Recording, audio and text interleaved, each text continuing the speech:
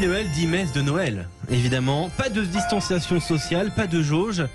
L'Église mise sur les gestes barrières. Voilà donc le choix qu'a fait l'Église du côté de ce qui est très drôle, c'est que les cloches, ce n'est pas une production Sud Radio. C'est le téléphone d'Antoine-Marie Zohar, directeur de la publication de Famille Chrétienne. Maxime, bonjour monsieur. Maxime, notre réalisateur me dit c'est pas moi les cloches. Et j'étais là. Moi Non, c'est moi. La cloche, c'est moi. Qu'est-ce que c'est Vous êtes dans quel coin, Antoine-Marie? Alors, écoutez, bonsoir à vous. Bonsoir, joyeux Noël. Joyeux Noël à vos invités, aux auditeurs de Sud Radio. Je suis le directeur de Famille Chrétienne, donc je vous confirme que je vais à la messe le soir de Noël, oui. et puis un peu plus souvent que ça aussi.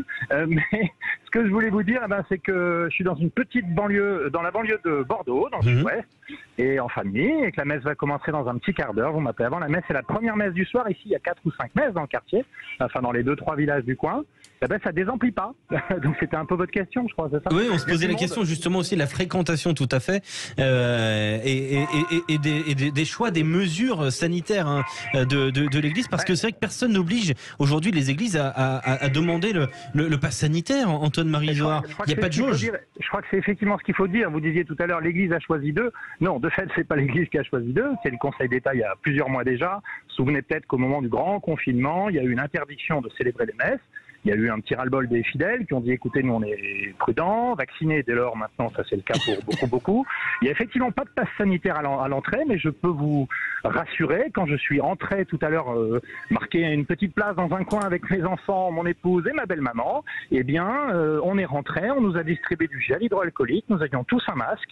Je l'ai ressorti à l'extérieur de l'église pour vous parler, mais je le remettrai tout à l'heure pour le début de la messe. Les gens sont très prudents. Alors il y a certainement des gens qui ne viennent pas, qui ont choisi de regarder la messe à la télé, et c'est très bien.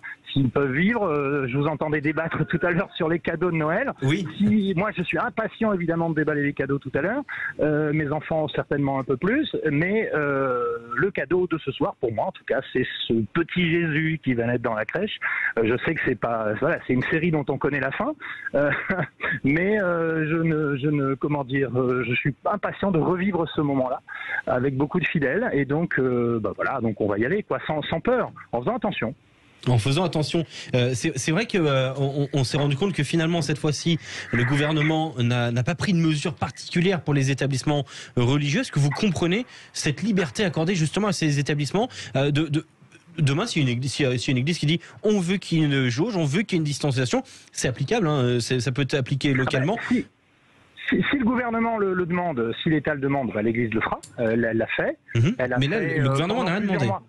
Non, tout à fait. Pendant ça au nom de la liberté de culte d'abord, et puis parce que je sache, et c'est à vérifier, mais qu'on me dise qu'il y a eu des clusters dans des églises catholiques en France depuis le début de la pandémie, je ne crois pas. Bien sûr qu'il arrive qu'il y ait des lieux de contamination et que le messe soit un lieu de contamination, mais pas de façon exponentielle. Ça n'a pas été prouvé pour l'instant.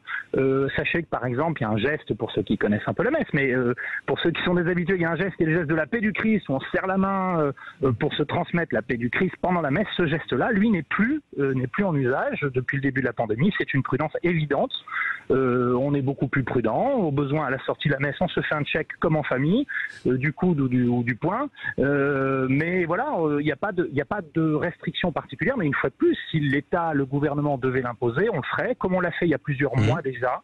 Les bancs étaient espacés. Vous aviez un banc de libre en général entre les fidèles, vous aviez parfois même des places marquées dans beaucoup d'églises, c'était parfois un peu moche, ça ressemblait à des espèces de guirlandes de travaux, c'était pas toujours très élégant. Ce soir c'est plutôt guirlande de Noël, mais s'il faut le faire, on le fera. Les prêtres, l'Église le fera, les évêques de France le feront et l'imposeront très facilement, je pense, en France. Ce qui serait plus dur à entendre, c'est qu'on ne peut plus qu'on ne puisse plus se rendre à la messe. Est-ce que vous comprenez les vraies voix que le gouvernement laisse cette liberté aux établissements religieux, René? Franchement, monsieur a raison, il n'y a pas eu vraiment de cas de cluster dans les églises en tous les cas. Ou dans les synagogues. Les synagogues, je sais pas, ou les mosquées, je ne sais pas, je peux pas vous dire. Mais je vois pas pourquoi en même temps il y aurait une exception pour les églises.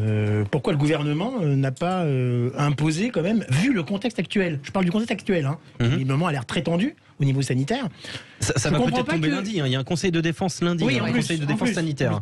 Je comprends pas pourquoi ce soir, le gouvernement et les églises aussi derrière n'acceptent pas de mettre en place quand même des mesures un petit peu de restriction, n'exigent pas quand même une certaine sûreté, même si avec le masque, etc., le gel, effectivement, c'est plus prudent.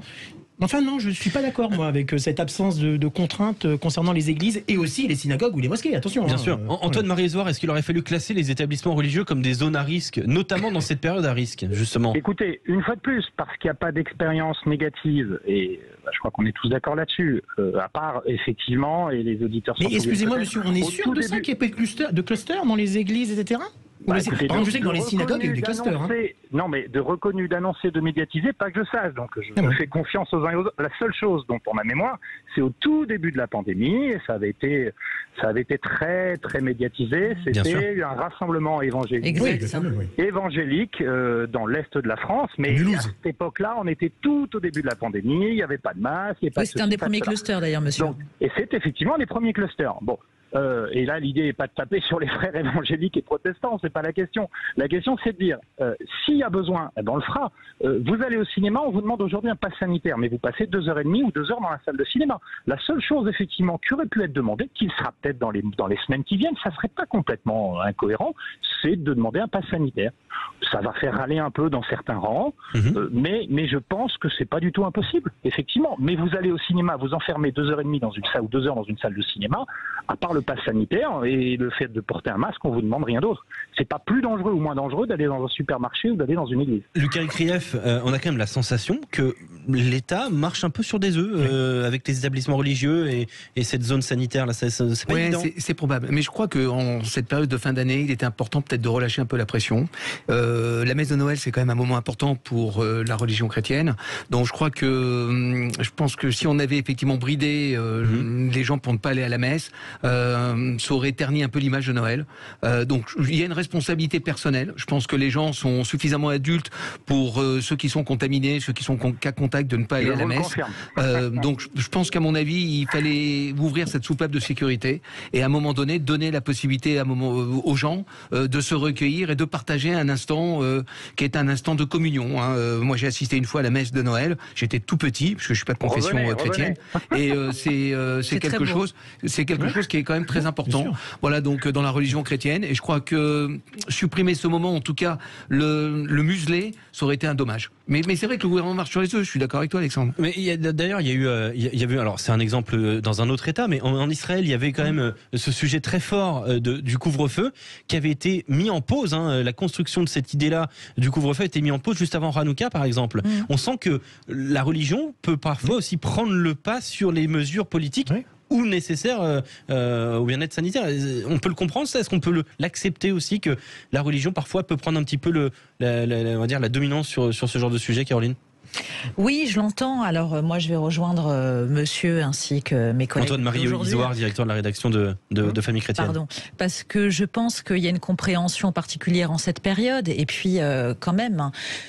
Les chrétiens d'Orient et les églises chez nous même ont pris cher ces derniers temps. Donc on est quand même un pays aux racines judéo-chrétiennes, il faut quand même le rappeler, n'en déplaise à certains. Et oui, je pense que vu la période, c'est d'abord une question de responsabilité individuelle, que c'est peut-être une bulle avant des restrictions beaucoup plus drastiques. Probablement annoncé lundi. Pourquoi pas exactement un reconfinement probable. Donc on avait envie de laisser... cette chance, ce choix cultuel d'aller à l'église pour les fidèles. Donc oui, c'est un moment de recueillement et c'est important. Si les gens respectent les gestes barrières, je vois pas où est le problème. Vous savez, quand on est dans les grandes villes, on prend les transports en commun. Et je ne pense pas que ce soit plus dangereux que d'aller à l'église.